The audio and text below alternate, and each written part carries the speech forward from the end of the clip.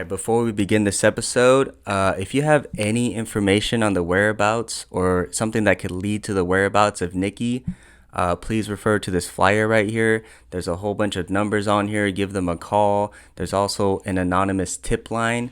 Maybe you're scared to get in trouble or something. There's an option there for you also. We're just here to kind of spread awareness and find answers. And find Nikki. Guys, welcome back to another episode of the Munch Gang. We have a pretty interesting episode today. I'm a little nervous. I've never done anything like an interview like this way, so that's why I'm swaying back and forth on the sofa. But we're here to bring awareness, maybe bring some more information on the disappearing of Nikki Cheng. And today we have Nikki Cheng's two sisters here with us to pretty much bring information and awareness on what happened maybe and the process of what they're going through. So today we have Chloe. Hi, I'm Chloe. I'm Nikki's younger sister. I'm Kaye. I'm also Nikki's younger sister. Nice. And it's been a tough journey for you guys. I mean, how many weeks has it been since she's been missing? Yeah, so it's been, yesterday just hit 5 weeks of her missing and still no word of her. Yes, still nothing. Still nothing. Yeah, it's tough. Today, what's today? June 23rd, so 5 weeks from today, June 23rd. Still no word. What was your relationship with Nikki growing up? We would say we were all very close. Yep. There were 6 of us, and so Nikki, being one of the older sisters, we all very close family. How much older is Nikki is 2 years older than me, and she was growing up. She was very feisty personality. She was the person who would teach me. She was 2 years older than me, so she would teach me how to ride my bike. I would follow her everywhere. She was my best friend growing up, and what we have said before is through each stage of our life, she kind of had, we all kind of have the same thing, but when we were younger, Nikki was essentially like my best friend until about high school-ish, and then her and our older sister, May, they were the best friends, and then into adulthood, Nikki and Chloe kind of became more of the best friends, but we're as a whole, all of our sisters are super close. We would talk daily, we would text daily, but yeah, of the group of the sisters, Nikki was the Spitfire, super feisty, outgoing, the one that would kind of leave the charge on things. Kind of like a role model to you guys. Definitely. And sometimes she would just be like, let's just go do this because it's fun, so she was definitely like spontaneous, outgoing. Nothing scared her. She was always the more brave one out of all of us. Would you say that? Yeah, definitely. Yeah. Mm-hmm. Wow.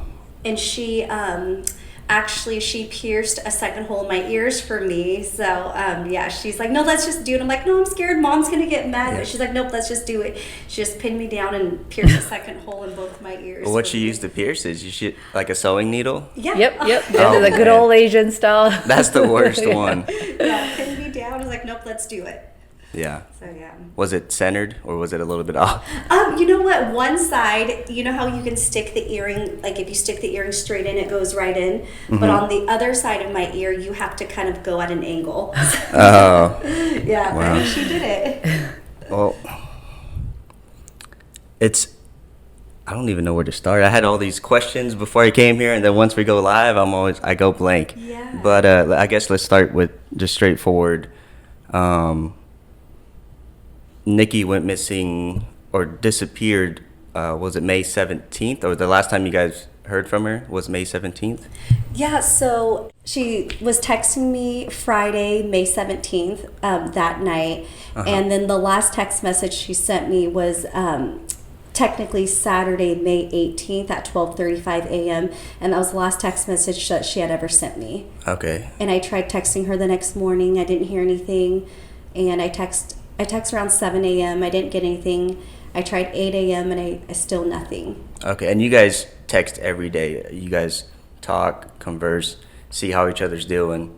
And it was kind of strange for her not to reply for that time period. I think what was really strange that morning was instead of, she could be sleeping, so that's not out of the ordinary, but she had an iPhone, so when you would send the messages, if it went through, it would be green, or blue. Blue, yeah. But that morning the messages were green, so that was kind of that was odd, because typically in the morning your phone's charged.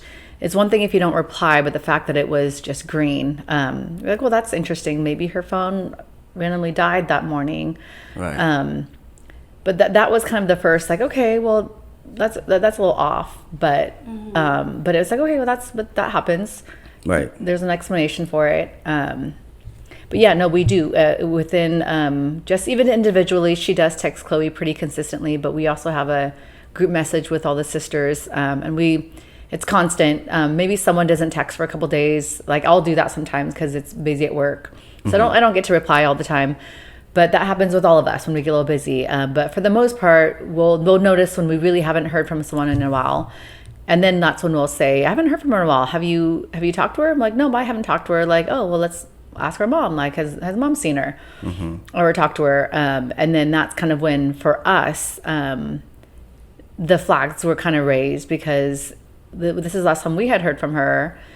When's the last time mom heard from her or saw her? And it was just like, okay, we have consistently not seen or heard from her for a few days. And that's really unlikely. Yeah. With her. And it was weird. So the last known place that she was seen was where? So that where she was seen is, we were going off of what she had communicated with Chloe that night on the 17th, and into the early morning hours of the 18th. What she had texted Chloe on what she was going to be doing or where she was headed. And in those messages, she indicated that she was on her way to her mother-in-law's house, because they all had been at the hospital that whole evening. They had a family emergency. They were all at the hospital, and at some point she had left in her mother-in-law's vehicle, and I think some of the other family members stayed a little longer. She came home, drove the mother-in-law's vehicle back to her house, and then later that night, when she was texting Chloe, she was letting her know that she was on her way back to the mother-in-law's house to drop off her vehicle, because she was now home. And from that message, and then she said that was her plan. She was dropping off the vehicle. A friend of her husband's was following her to her mother-in-law's house and giving her a ride back home. And that's the last that we had heard from her, specifically on where she's been. And that was, as far as we know at that point, that's where she was headed. Okay. And then that's where I don't even know where I'm going with this. Why am I so nervous? It's just too serious, because most of my podcasts are comedy based or skateboarding or food. Something about my sister Cheng, though, is she loves food, and she's super funny too. So it's awkward for us too, because she is such a funny person. Well, she's not a serious person. So everything that we do, we always we get giggly, because that's how she was. She gets giggly about everything, and even very serious situations, she just finds something awkward or uncomfortable about it, and she just giggles. So that's just, I feel like she would be fine knowing that that's how this is going, because she's like, no, I don't want people to get serious about finding her, but also don't be sad, and don't be so I think she understands that. Yeah, that's good. So did that last text sounds like Nikki? Does it sound weird? Yeah, so something that I didn't even think about till recently was going back in and reading the text messages that she sent me, the last few text messages, and I keep comparing them to the other text messages to see if was that really her. And lots of things crossed my mind, what if maybe someone had her phone and was pretending to be her. So that recently has crossed my mind. Yeah. But also too, I think the things that she had been texting just immediately before, they weren't I'm leaving, or a goodbye type thing. It was just a normal conversation. Normal text, and there were some context of the things that she talked about that we, it was okay, But the messages definitely weren't a sad goodbye, like I may not talk to you for a while kind of thing. But one of the things that did kind of we like I said, there will be periods, and not just with her, but with all of us. If we don't hear from someone in a while, we ask all the other siblings, like, did you hear from her? When's the last time you talked to her? All that. But with hers, it had been a few days. I'm like, oh, yeah, you're right. I haven't really heard from her in a few days. It's weird because so right now I know there's like no proof or anything, or it's kind of just in the air, assumptions and whatnot. But I guess the last person that may have seen her would have been her husband, or Tyler Mccain. I'm not sure what their relationship was together. What was their relationship together? They were married. They had been. They've had issues. They've had some, and there is a case right now, a domestic violence case. How long were they together for? They have been together for About almost 15 years. Oh, 15 years. Yeah, and then they've been married for about 10. 10 years. Yeah. Wow. That's a long relationship. Yeah. And then that was a big part of it too, is that she that's what she knew. And she loved him very much. Even through the ups and downs, she tried very hard to make it work, even when things were bad. And then anytime there was any signs of things getting better, she's very hopeful. She said, "Yep, if we're both willing to change, we're willing to be better, we're willing to get help," then she was just all, yes, let's do it. Let's be together. Let's be there for our kids. Let's be a good family, because things started out really good. A lot of the issues they had were it wasn't always like that.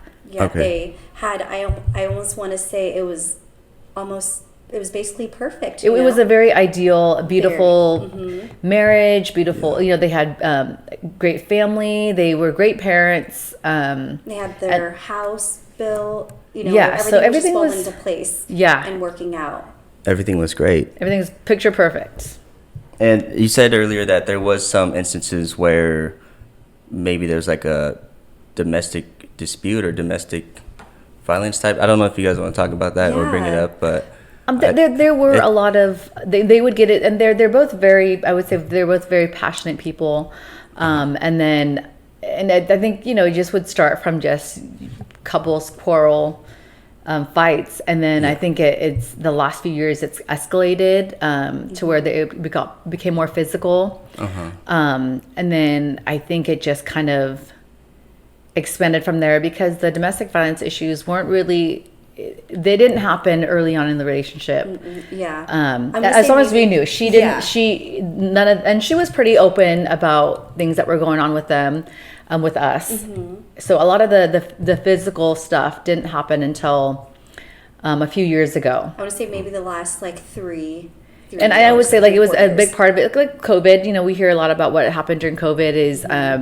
No one, you don't see anyone else but your immediate family, or like your close circle that you're allowed to see. So I think things just kind of imploded a little bit during that time, and then things that were kind of on the brink. Like I said, it escalated, and a lot to do with just not having the support from outside, the support from family, and I think things definitely got worse from there. But yeah, there were definitely a lot of incidences. I know that there were a lot of calls to law enforcement, a lot on her behalf, sometimes on Tyler's behalf. But she was very, as bad as things got, she didn't like to, she still didn't want to break the family apart. So, the police would come, and she didn't want to make any reports. right.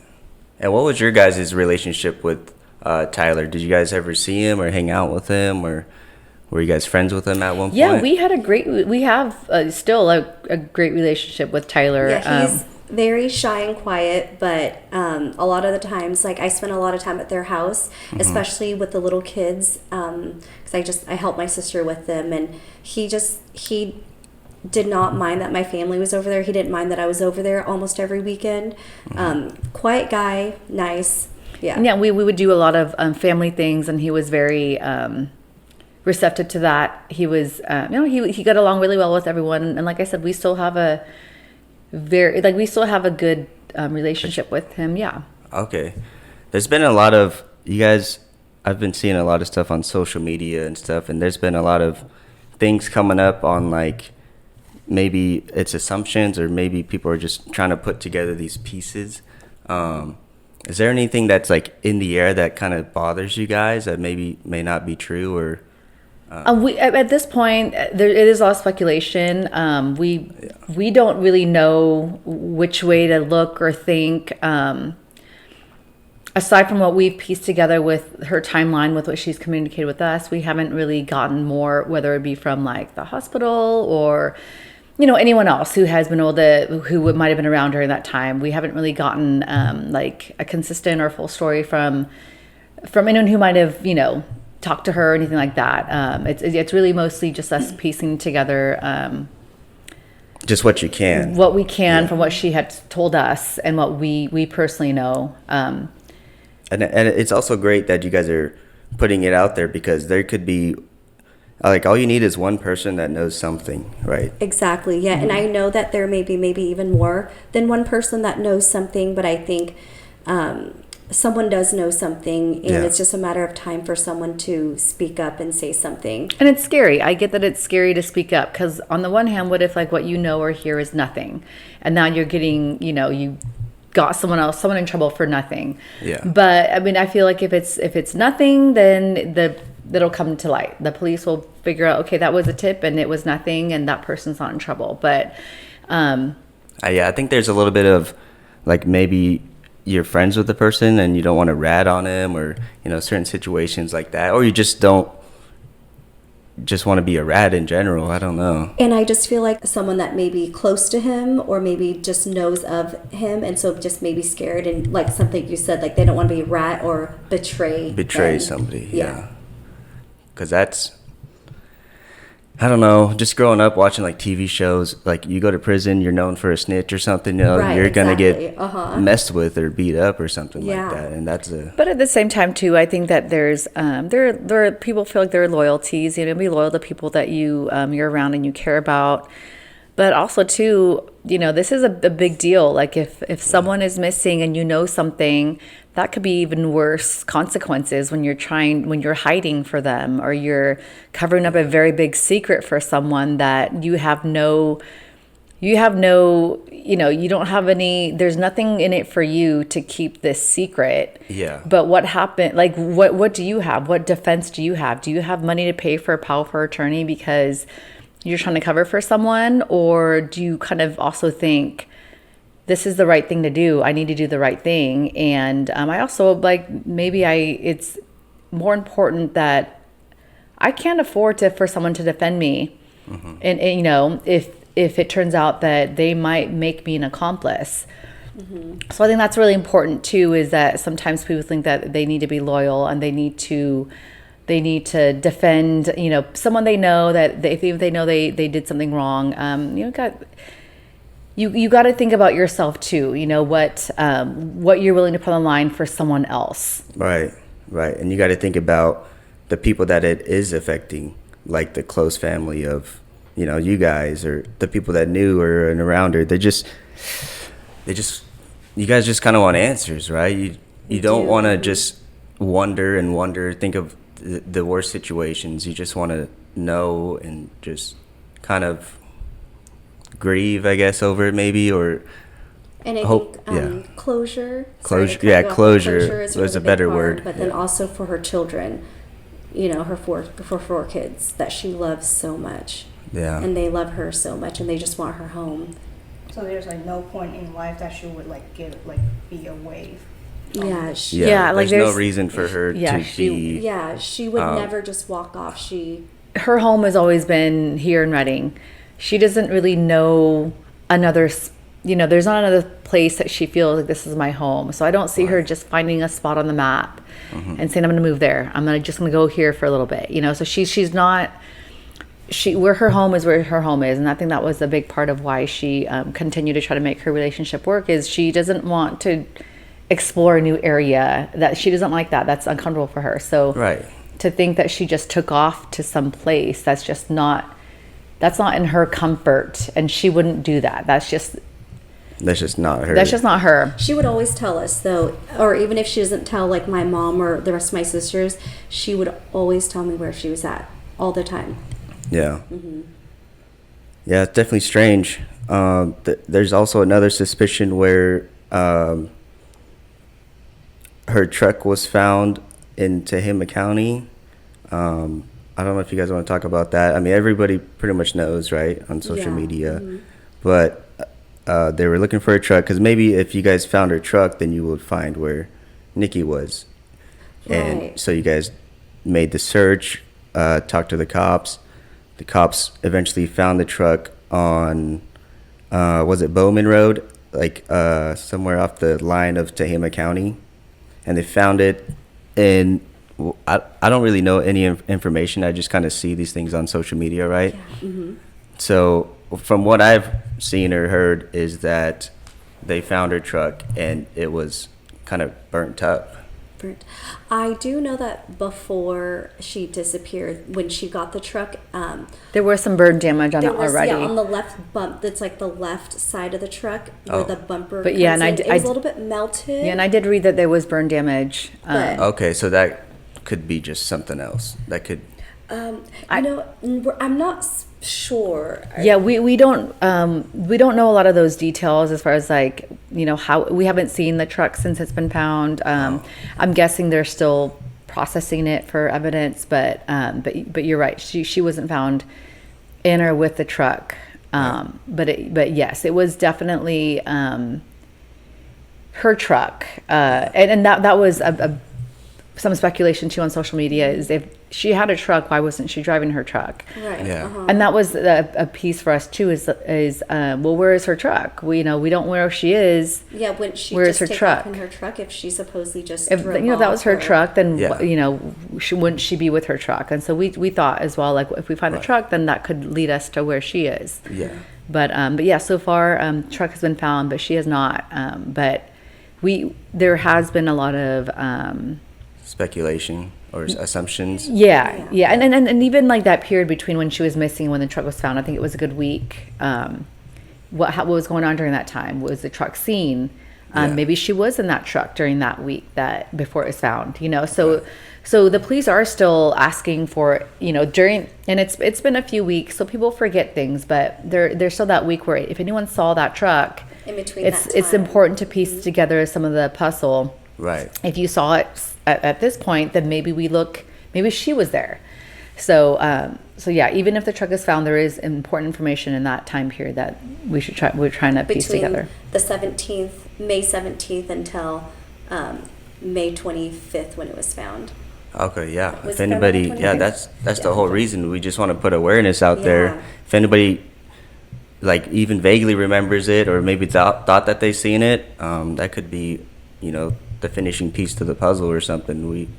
Or at least add to it and maybe get to a closer answer.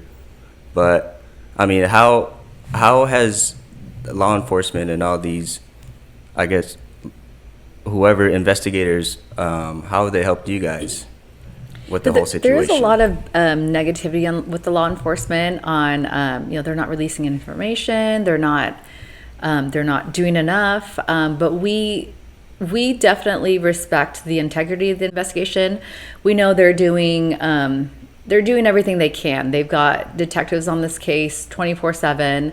We have a great working relationship with the lead investigator. We keep in consistent contact with him, even if there's nothing to report. He still checks in with us. But no, we know that they're doing everything they can. It's not one of those cases where, sometimes there's just nothing to report. They're still working on something, or they're still waiting for more information. So I don't think that.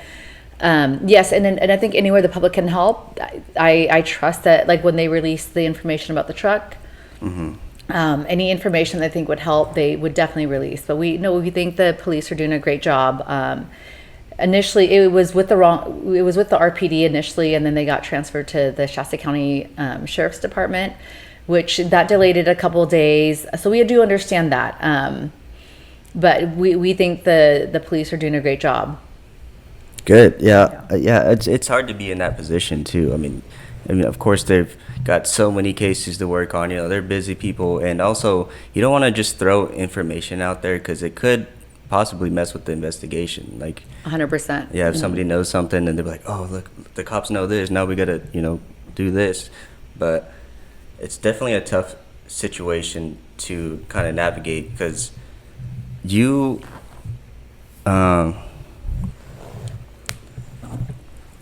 there's a lot of missing people's reports, and you can't just like zone in on one just because it has more awareness, and cops can't be biased on certain things like that, and we have to be aware of those things, right? I mean, we hope that they work hard on all of them, which they probably do, but you can only do so much. You guys had a little bit of a comparison thing on social media where this was compared to the missing persons of Sherry Papini. And Sherry Papini was a big, I don't remember what year it was, but it was a big missing persons case that kind of ended up not being a missing persons case. How do you feel about the comparison from maybe the awareness of Sherry Papini compared to the awareness of the Nikki Cheng case? I think with Sherry, she kind of just disappeared. Yeah, there wasn't a whole lot to go off of. Like, at least we have a little bit more of a timeline with Nikki's case.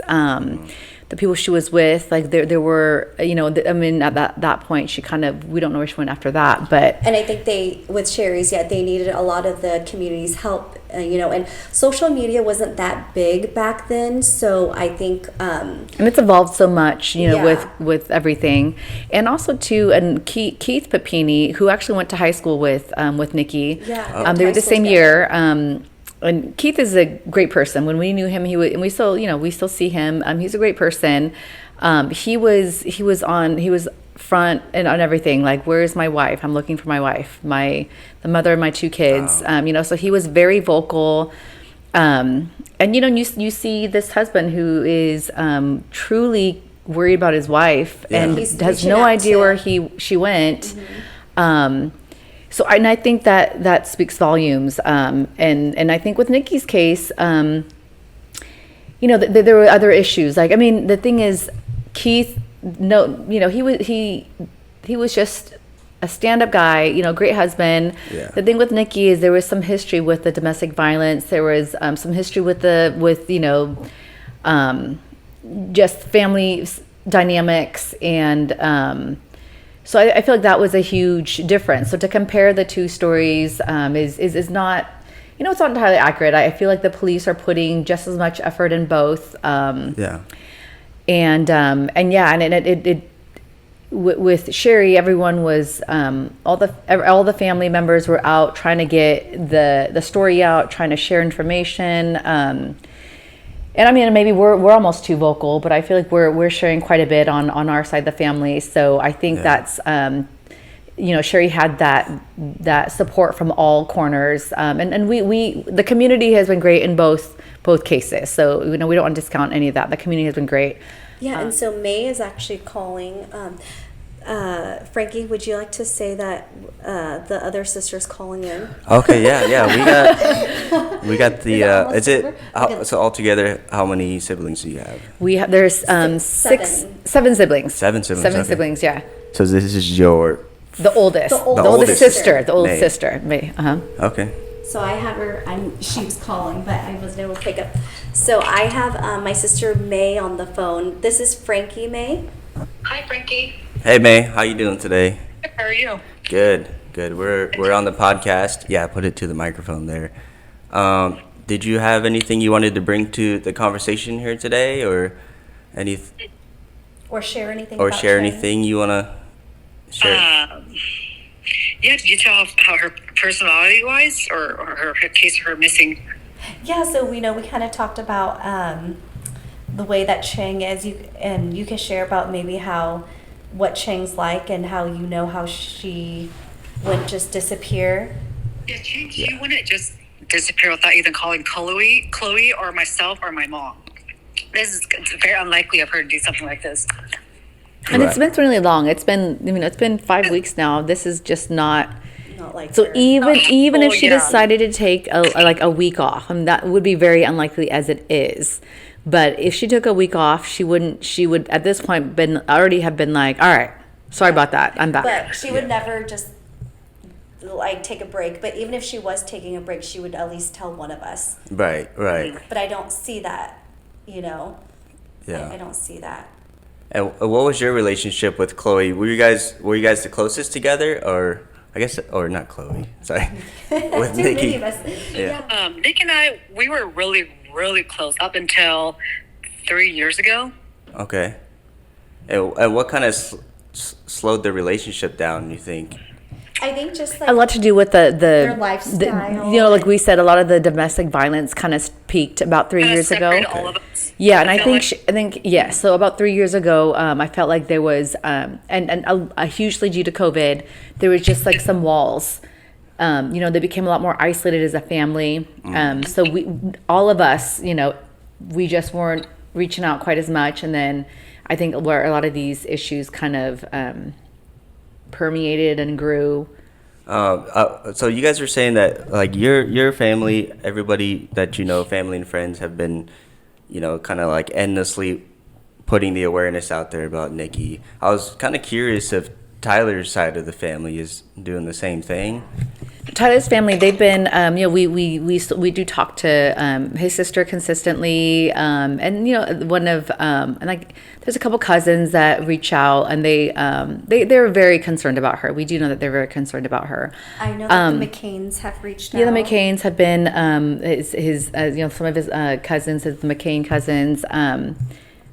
And I think they're handling things their own way. Everyone grieves a little differently, and I know that the spotlight's very much on their family. So I understand that their approach might be a little different than ours. Ours is very much, let's just get the word out there. Let's, as many people who can know about her case. So if they see her or see anything about it, then we want that attention. Whereas, like I said, the media is, they're kind of pointing fingers a little bit at the family, and that attention's it's hard to handle, and we understand that. Yeah, that's why we need the answers, right? We do, yeah.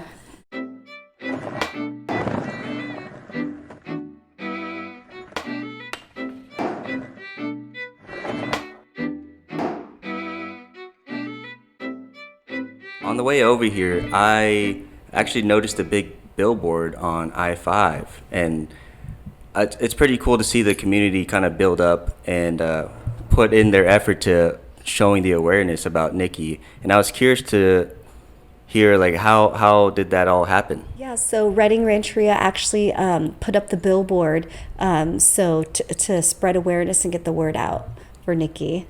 Okay. Yeah. And they were also the ones who added the $10,000 reward money. Oh, that's awesome. Yeah, they've been awesome. We wouldn't have been able to do the billboard or the reward or any of that on our own. So we were super grateful that they did that for us. Okay. Yeah. Just based off what I've seen on social media, it almost seems like this could be not true or true, but maybe the tribe could do a little bit more in helping out with the awareness or just looking for Nikki. What are your thoughts on that? We do feel, the tribe totally stepped up. We didn't ask for any of these things from them. They're the ones who rallied together. They're the ones who decided to do this. So we're so grateful. They have great resources, great connections throughout the community. Again, this is something that we as a family or even as a community, we wouldn't have been able to gather that much funding or that much awareness. So we're so grateful that they were able to extend their resources to raise the awareness for Nikki. I think that they're doing everything they're asked to do. Okay. I'm just more, if you just, again, not just with the tribe, in general, if you have any power authority to do something more, take the initiative to do it. Don't wait to be asked.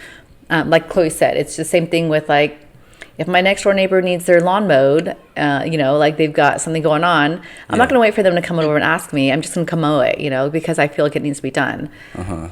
So I think that taking the initiative rather than just waiting to be asked. Okay. I think it's important all in general, just with everyone in the community, law enforcement, everyone. Okay. One thing that I noticed was there was a boycott for going to the casino, which I think was going a little bit too far with it. Yeah, so with that, I just think that there are a lot of people who care about Nikki. And so I think that for them, this might help. But to them, it's like there's only so many searches we can do. Yeah. There's only so much. And then, we don't have a funding account we don't have like a GoFundMe or anything. We just don't have anything set up for that right now. But people want to help. And I get that. And I think, and the thing is, a little history is her husband's family they're tribal members of the Running Rancheria who own the casino.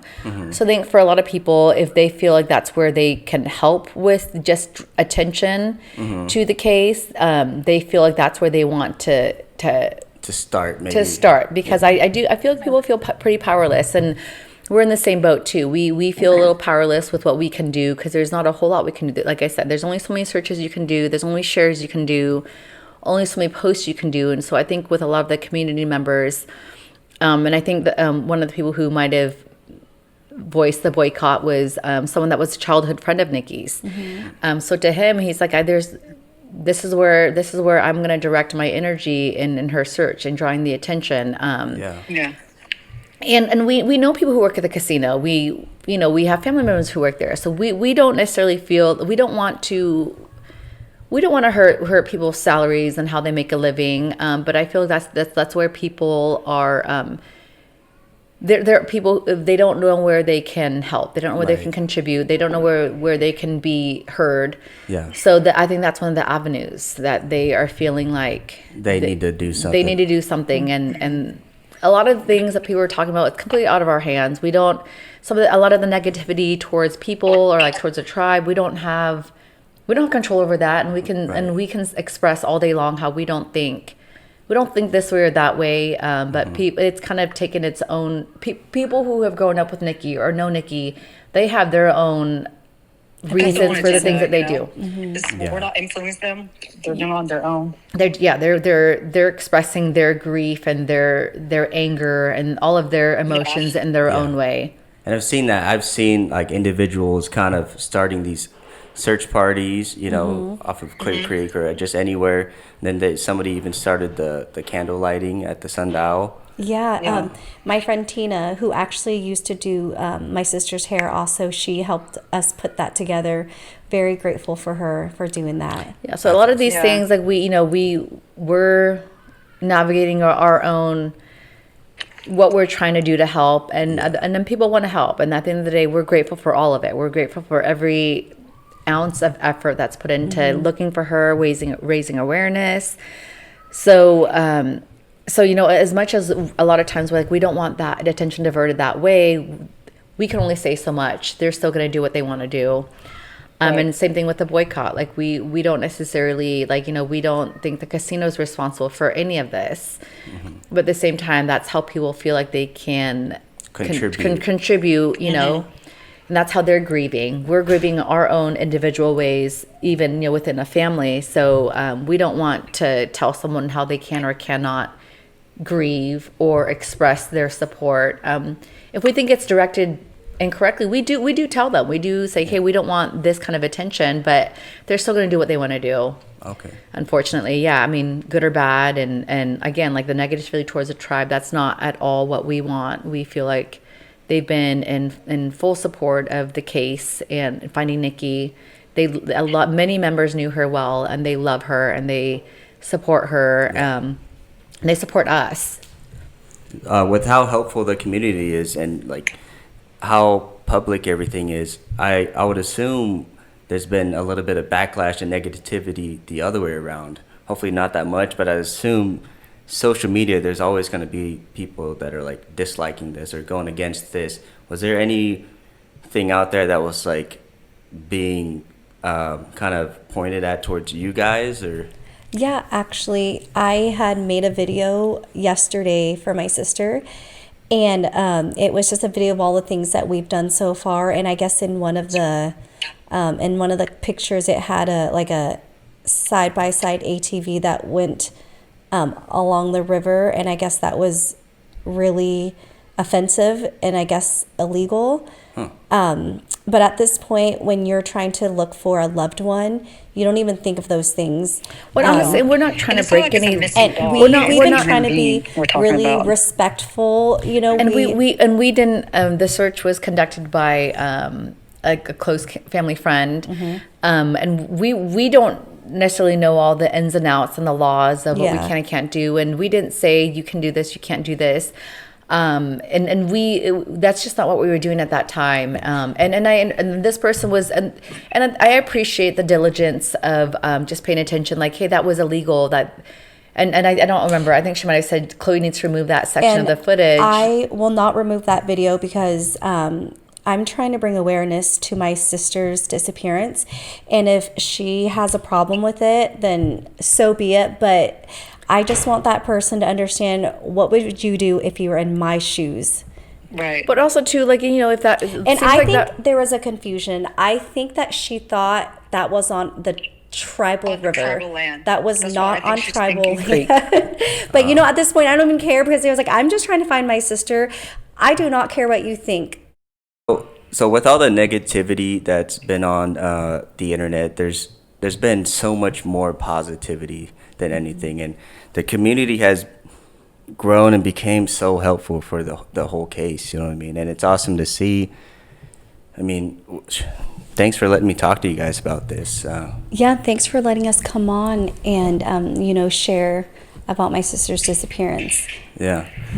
Was there anything else that maybe we missed, or anything that you always want to bring up? Or? Yeah, you know, keep talking about her, keep talking about everything, because eventually I know that someone will come forward with some, or if not even a little bit of information. And don't feel like one little bit of information is not important. In anything, any type of information is helpful, whether it be a small little bit of information. You never know, because that little bit of information can just lead law enforcement into maybe the right direction, you know. And then it's anonymous too. There's an anonymous tip line too. So, and I get it. You don't want to. People might not feel comfortable just sharing, even if it's a small piece of information. If they think it's a small piece of information, you can still share it and be anonymous. No one will ask any questions. Share what you know, or share what you think you might know. And it's every piece helps. And continue to raising the awareness to just, even so people see her face and they can remember, oh, I did see her at this point. The awareness is what's super important, and keeping her story alive until we find her and we find out what happens. What happens to her, or what happened to her. And if she's hiding out for a while, great. That is the best case scenario. She's safe. She took some time off. That's what we're praying for. So, and if that's the case, then great. We'll leave you alone. We'll give you some time to be by yourself. But unfortunately, like we don't think that's the case. But even though it's the case, just let us know, and then we will leave you alone. Yeah. But we want to bring her home. Something else too is that if anyone did see her maybe on Friday, if they can just verify for us what she was wearing, because still to this day we have no idea what she was even wearing. And I knew that a lot of people were wondering, okay, what was she wearing that day? And I don't know. I really don't. Even if you talked to her that Friday or that Thursday before, just like if you knew her mood and you what was the conversation you had with her. I think that's really important, just to kind of get her state of mind and and just kind of like what her activities were the couple days before would be super important. Yeah. Just want to say, everything helps, every little bit. You skater guys out there, you guys could be super helpful. Again, I like the whole anonymous thing. Yeah. I mean, if you don't want your name public, but if you have an answer, that's definitely a good outlet to use. Yeah. Or would it be helpful if, okay, $10,000 won't change your life, but maybe you're scared? Would $20,000 make you brave enough to say something? Maybe $35,000. I don't know. I put a poll on my Facebook just to kind of get feelers, but please don't be scared. Remember that you can remain anonymous. Yeah. And we just want answers. Everybody does now, Yeah, we do. Well, thank you guys for sharing this. I know it's hard talking about this sometimes. It's so emotional for you guys because it's your, sister, someone that was so close to you guys, someone that was so important. I'm glad I could, be helpful too. I hope reaches out to a lot of people out there and helps out. So thank you for that. Let's find Nikki. Yeah. Thank you, Thank Frankie. you. Let's find Nikki.